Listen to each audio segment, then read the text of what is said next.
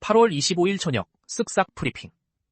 이재명 대통령이 KTX 요금 인하로 인한 교통 양극화와 코레일의 적자 누적 가능성에 우려를 표명했습니다. 금융위원회가 11년 만에 금융지주 계열사 간 고객정보 공유를 허용하는 마이데이터 발전 방안을 발표했습니다. SK이노베이션이 재무 안정성 확보와 사업 효율화를 위해 분리막 자회사인 SKIET를 흡수합병하기로 했습니다. 중국산 배추에서 일군 발암물질인 포르말데히드가 검출되면서 수입 먹거리에 대한 불안감이 고조되고 있습니다. 이재명 대통령의 KTX 요금 인하 우려.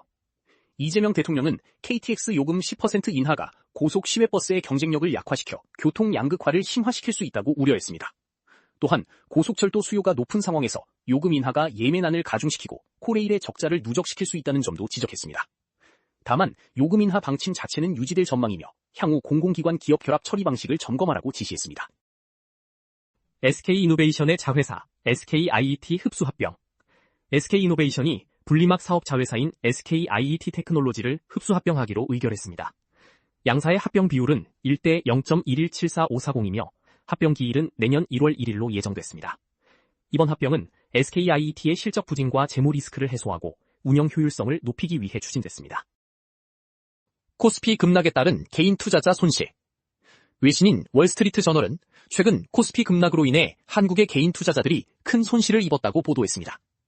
특히 삼성전자와 SK하이닉스 등 반도체 주식과 레버리지 ETF에 투자한 투자자들의 피해가 컸던 것으로 나타났습니다. 금융당국이 단일 종목 레버리지 ETF 출시를 허용한 것이 손실을 키웠다는 분석이 제기되었습니다.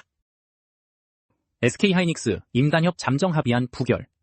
SK하이닉스 노사의 올해 임금 단체 협약 잠정합의안이 노조 찬반 투표에서 부결되어 재협상에 돌입하게 되었습니다. 구성원들은 초과 이익 분배금의 자사주 지급 방식과 복지 조건 등에 대해 반발한 것으로 알려졌습니다. 주가 급락 상황에서 고액의 성과급을 전액 현금으로 요구하는 노조의 행보에 주주들의 비판도 이어지고 있습니다. 수도권 집값 상승 속 매도인 계약 파기. 서울 규제 강화에 따른 풍선 효과로 수도권 집값이 급등하면서 매도인이 계약을 파기하는 사례가 발생하고 있습니다. 수원 매교에서는 아파트 가계약 후 집값이 오르자 매도인이 계약 파기를 통보하고 가격 인상을 요구하는 일이 있었습니다. 전문가들은 단기 가격 상승 시기의 변심에 대비해 가계약 단계부터 조건을 명확히 정해야 한다고 조언합니다. 코스피와 코스닥의 오후 상승 전환.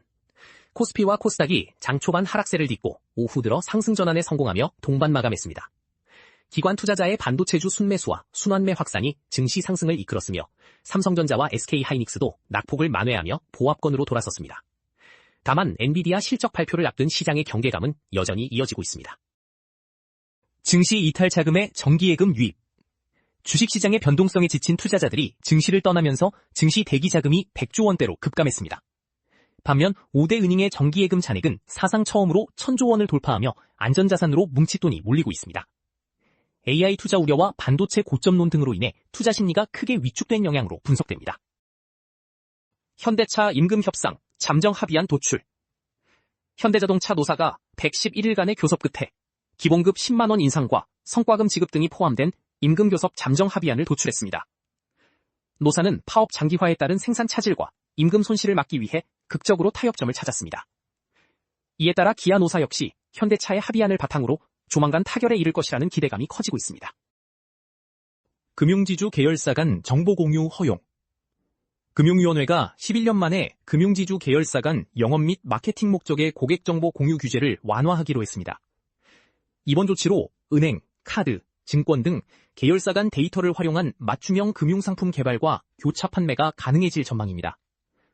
또한 개인사업자 마이데이터 허용과 AI 에이전트 도입을 통해 이용자의 금융 편익이 크게 향상될 것으로 기대됩니다. 기술 이전 소식에 K바이오주 강세. 한미약품, 알테오젠 등 국내 제약 바이오 기업들이 잇따라 기술 수출 소식을 전하며 주가가 강세를 보이고 있습니다. 한미약품의 비만 치료제 후보물질 기술 수출 등으로 증권가에서는 목표 주가를 일제히 상향 조정했습니다. 과거 악재로 소외되었던 제약 바이오 업종에 대한 투자 심리가 다시 살아나는 분위기입니다. 원달러 환율 하락에 따른 수혜주 변화. 원달러 환율이 1년여 만에 1380원대로 진입하면서 원화 강세 수혜주에 대한 시장의 관심이 쏠리고 있습니다. 전통적인 내수 수혜주와 달리 해외 매출 비중이 높은 일부 기업들은 환율 상승이 오히려 유리한 구조로 바뀌어 투자 시 유의가 필요하다는 분석입니다. 중국산 배추 발암물질 검출에 따른 불안. 중국 허베이성에서 배추의 신선도 유지를 위해 일군 발암물질인 포르말데히드를 사용한 사실이 드러나 먹거리 불안이 확산되고 있습니다. 중국산 수입식품은 최근 국내 수입 검사에서 가장 많은 부적합 판정을 받는 등 안전성 논란이 지속되고 있습니다.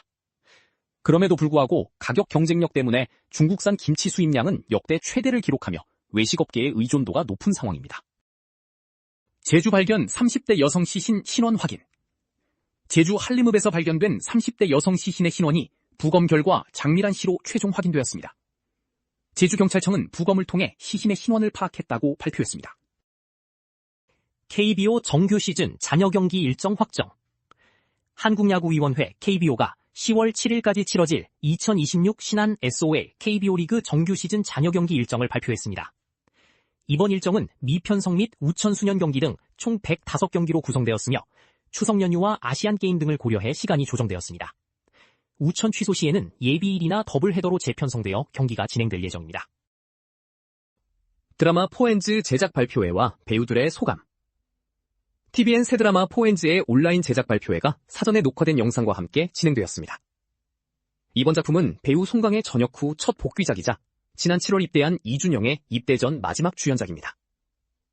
배우들은 예술고등학교 청춘들의 우정과 성장을 그리기 위해 피아노와 비올라 연주 연습에 매진했다고 전했습니다. 나 혼자 산다 조작 방송 의혹 해명. MBC 나 혼자 산다에서 방영된 전현무의 카자흐스탄 즉흥 여행에 대해 조작 방송 의혹이 제기됐습니다. 시청자들은 렌터카 대여 과정과 제작진의 당일 출국 가능성 등에 대해 의문을 제기했습니다. 이에 제작진은 촬영 지원이나 협찬은 없었으며 현지 렌터카 대여 과정에서 행정 절차를 뒤늦게 확인한 것이라고 해명했습니다. 우지원의 딸 미스코리아 진 당선 소감. 농구선수 출신 우지원이 딸 우서윤의 제70회 미스코리아 선발대회 진 당선에 대한 소감을 전했습니다. 우지원은 딸이 화려한 무대 뒤에서 노력하고 고민한 과정을 지켜보며 결과보다 과정에 의미를 두었다고 밝혔습니다. 또한 딸이 타이틀에 머무르지 않고 내면과 외면이 모두 아름다운 사람으로 성장하기를 당부했습니다. 배우 장동윤과 김승윤의 10월 결혼 발표. 배우 장동윤이 5살 연하의 동료 배우 김승윤과 오는 10월 결혼식을 올린다고 발표했습니다. 두 사람은 장동윤이 연출한 영화 내 귀가 되어줘와 누룩 등에서 감독과 배우로 호흡을 맞추며 신뢰를 쌓아왔습니다. 한편 결혼 발표 이후 장동윤의 연출작 누룩의 제작비 펀딩 과정이 재조명되며 일부 팬들 사이에서 아쉬움의 목소리가 나오기도 했습니다. 고영욱의 방송 복귀 불가 인정 및 근황. 그룹 룰라 출신 고영욱이 자신의 방송 복귀가 불가능하다는 사실을 인정하며 일반 소시민으로 살아가고 있다고 밝혔습니다. 그는 최근 동료 연예인들을 언급한 글이 기사화되는 것에 대해 불만을 표출하기도 했습니다. 고영욱은 과거 미성년자 성폭행 및 강제추행 혐의로 실형을 선고받고 만기 출소한 바 있습니다. 더 많은 정보는 쓱싹뉴스 앱에서 확인해주세요.